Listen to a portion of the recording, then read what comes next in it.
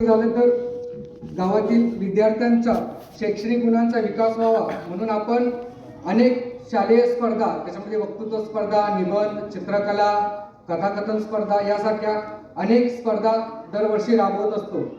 त्याचप्रमाणे स्पर्धा परीक्षेतून ज्यांना यश संपादन केलं जातं असे सर्व युवकांचा या ठिकाणी सत्कार केला जातो, त्यांचा सन्मान केला जातो।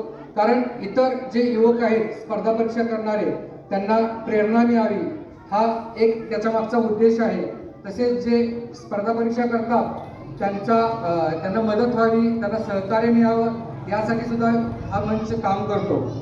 त्याच पद्धतीने ब्रह्मानंद नगरच्या विकासासाठी ज्यांनी सत्वर योगदान दिलेलं आहे अशा नागरिकांचं आपण इथं पुरस्कार देऊन सन्मान करत असतो। त्याच पद्धतीनं सामाजिक बांधिलकी म्हणून सर्वसामान्यांची सेवा म्हणून या ठिकाणी आपण दरवर्षी रक्तदान शिबिर आयोजित करत असतो। रक्तदान शिबिराचा उद्देश हाच की ज्याला गरज आहे, ज्या जीवाला गरज आहे त्या जीवाला आपण जीवदान देणं, त्यासाठी आपण इथं दरवर्षी रक्तदान घेत असतो। खरं सांगायचं तर आजचे जे युवक आहेत ते खरं तर प्रेम सिद्ध करण्यासाठी स्वतःची आत्महत्या करतात, स्वतःचा हात कट करत असतात, पण रक्तदान करण्यासाठी ती साधी सुई सुद्धा टोचून घेऊ शकत नाही। ही फार मोठी शोकांतिका आहे। तर हे कुठेतरी बदल व्हावा त्यासाठी आम्ही दरवर्षी या ठिकाणी रक्तदान शिबिर घेत असतो।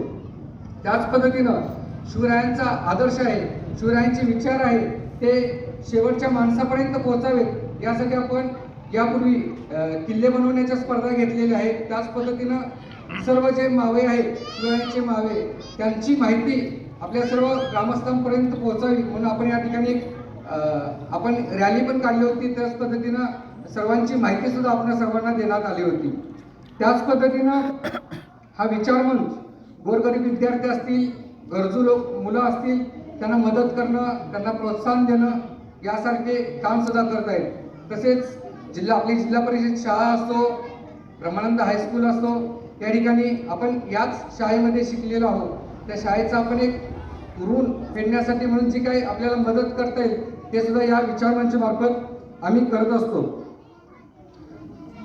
त्याच पद्धतीनं आम्ही या ठिकाणी जे सत्कार मूर्ती आहेत त्यांचं सत्काराचं प्रयोजन देखील ठेवलेलं आहे। त्याबद्दल आमचे सदस्य भैया आपल्याला कळवतीलच। तसेच सांगायचं झालं तर हे जे आम्ही काम करतोय त्याच्यामध्ये ठराविक गावातीलच काही सदस्य आहेत, ते सदस्य पुढे येऊन एक समान उद्दिष्ट डोळ्यासमोर ठेवून हे काम करत आहेत।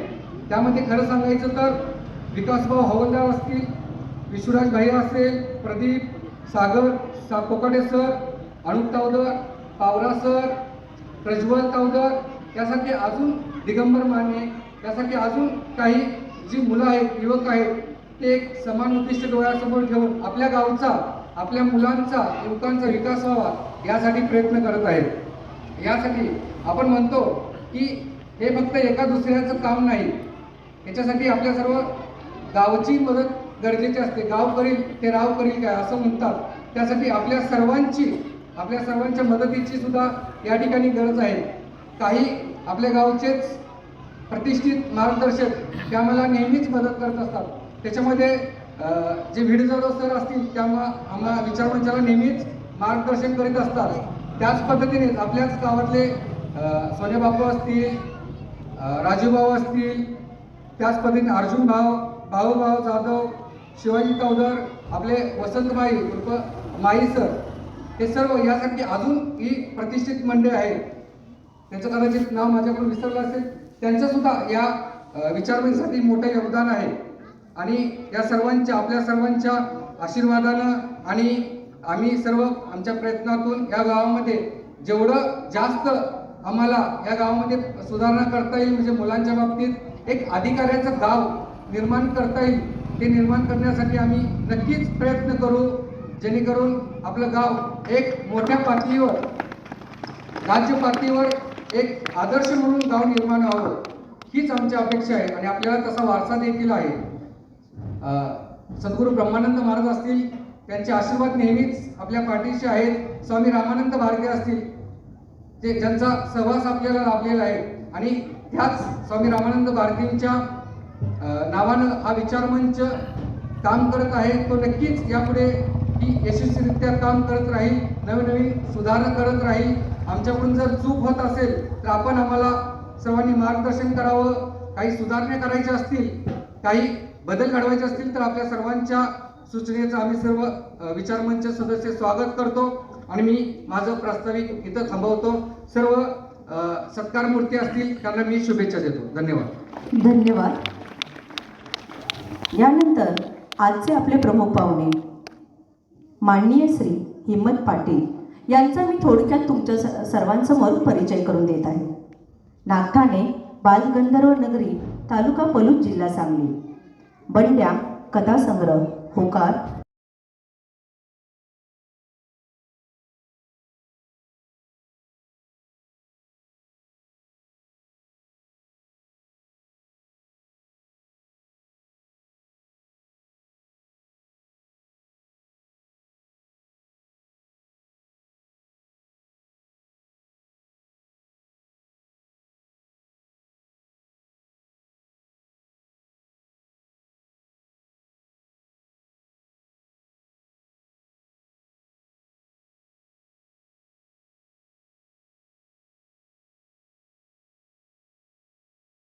आपण गणती करणार नाही एवढं त्यांचं कार्य मोठं आहे. त्याचबरोबर सांगली आणि बारामती आकाशवाणी केंद्रावरून अनेक कथाही त्यांनी प्रसारित केलेल्या आहेत.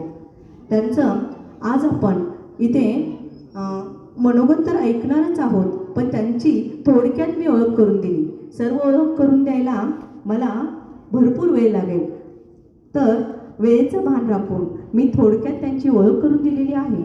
यानंतर मी माननीय श्री अभिजित जाधव सरांच्या हस्ते माननीय श्री हिम्मत पाटील ज्येष्ठ कथाकार व कवी यांचे स्वागत करत आहे. त्यांना मी विनंती करते की शाल, श्रीफळ, पारिजातिकाचे झाड, पुस्तक देऊन पाहुण्यांचे स्वागत करावे.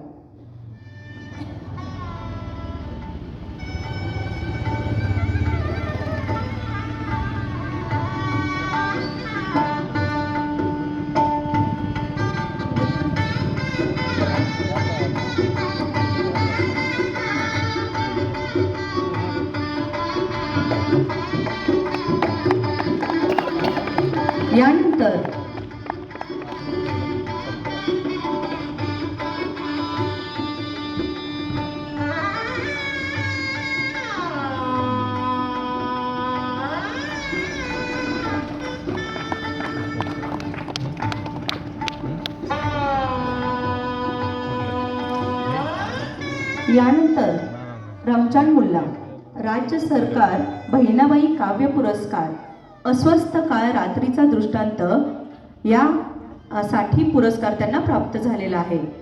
याचे स्वरूप आहे पुस्तक व पारिजातकाचे झाड. यांचा सत्कार विकास हवलदार यांनी करावा अशी मी त्यांना विनंती करते.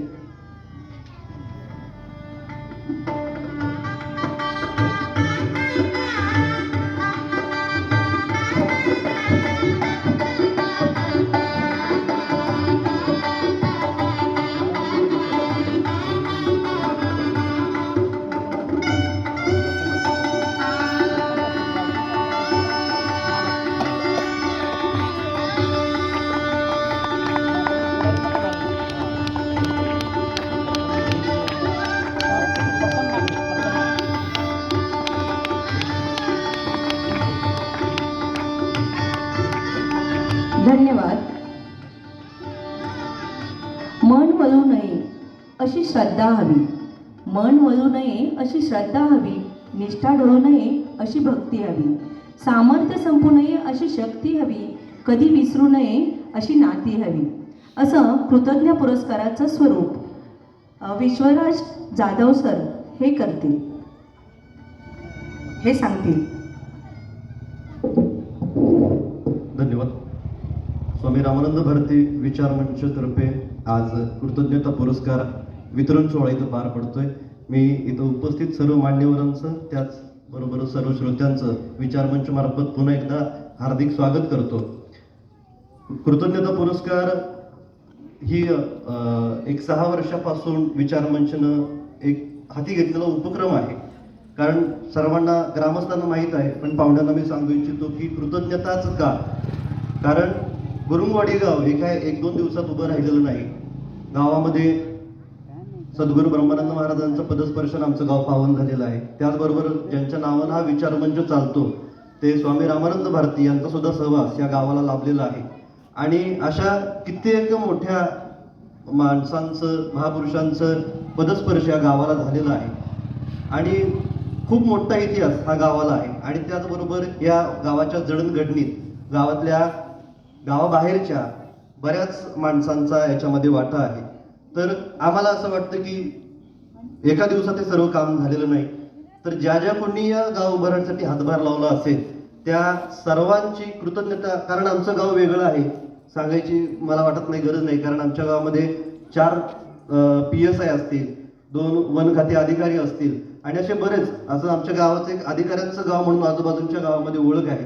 त्यामुळे एक वेगळं गाव. अगोदर मागच्या वर्षी पण मी सांगितलं की आमचं गाव कलाकारांचं गाव होतं. गावामध्ये सोंगी भजनाची किंवा रामलीला कला पार्टी नाटकाची परंपरा खूप मोठी आहे.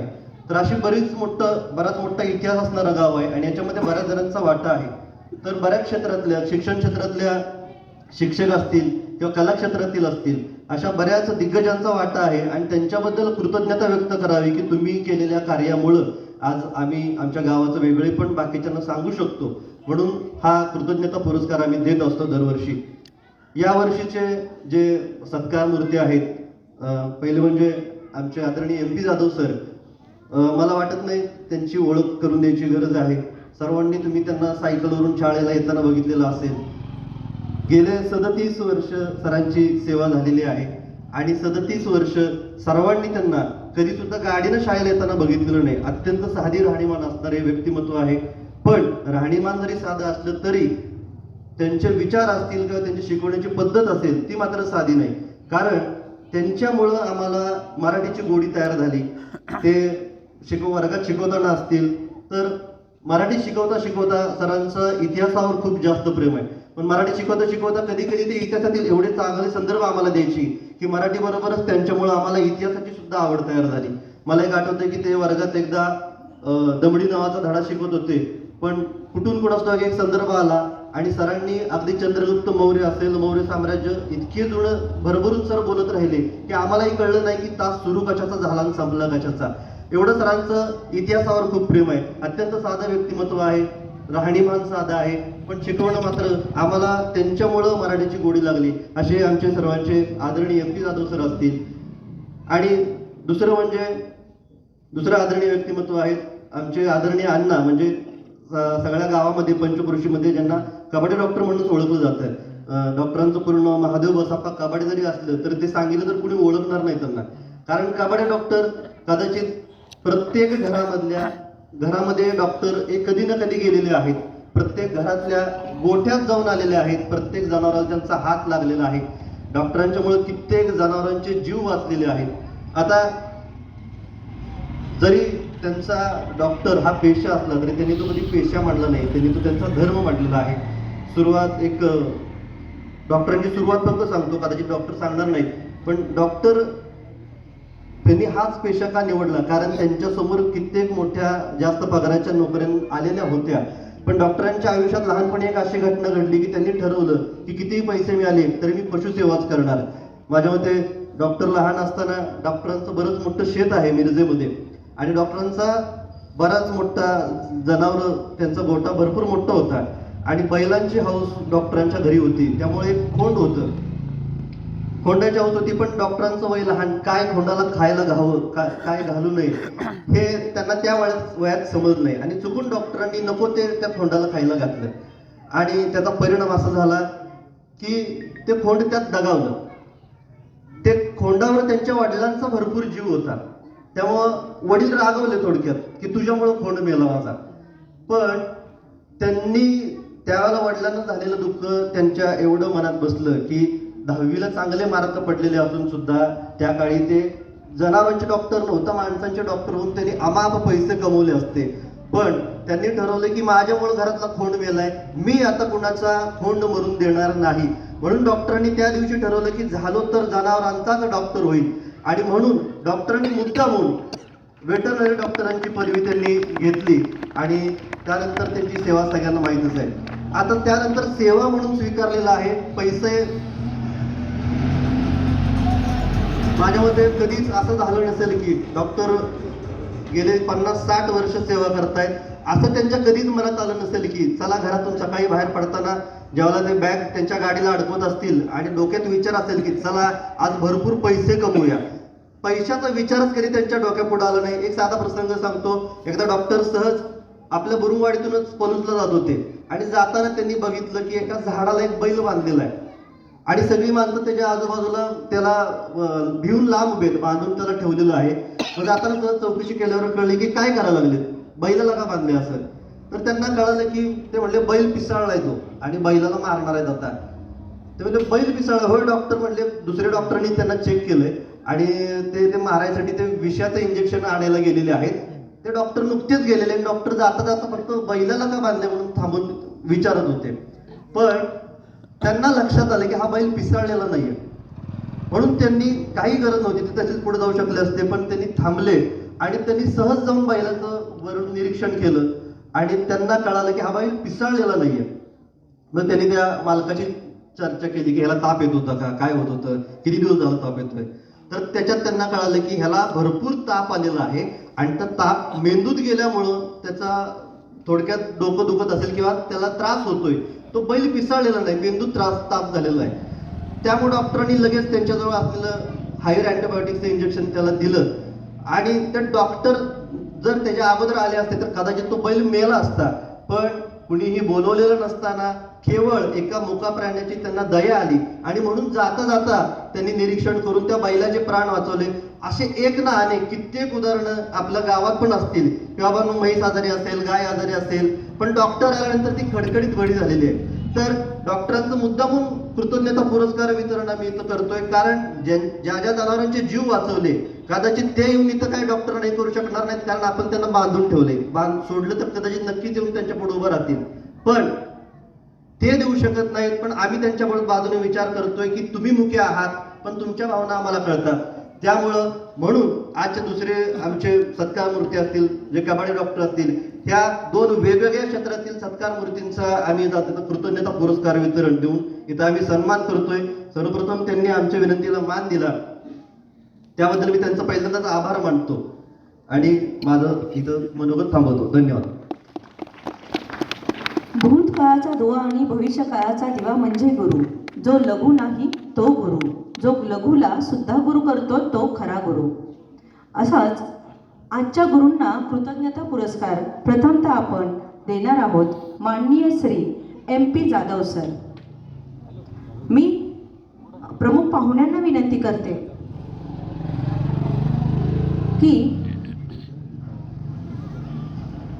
आपण साक्षात भागीरथीचे पुत्र, ज्ञानदानाचे व्रत घेऊन हा ज्ञानयज्ञ अखंड सुरू ठेवला. ब्रह्मानंद नगरच्या शैक्षणिक जडणघडणीत आपला बहुमोल वाटा आहे. आपण शाळेसाठी आणि विद्यार्थ्यांच्यासाठी केलेल्या कार्याचा सुगंध सदैव दरवळत राहील आणि म्हणूनच आपल्या प्रती आम्ही कृतज्ञता व्यक्त करत आहोत. आपल्या निस्वार्थी कार्याला आमचा सलाम. मी माननीय प्रमुख पाहुण्यांना विनंती करते की त्यांनी माननीय श्री MP जाधव सर यांचा सत्कार मानपत्र, शाल, श्रीफळ, पारिजातकाचे झाड देऊन करावा.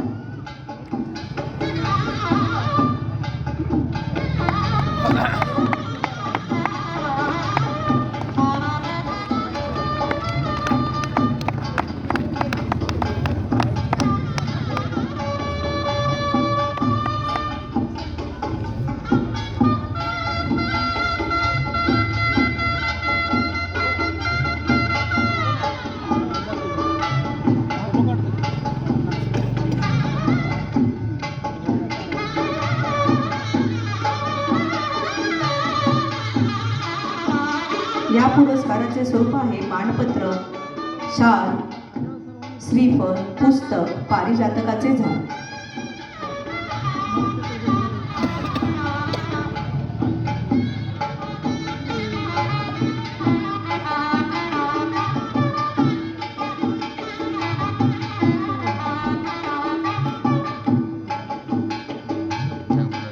धन्यवाद सर.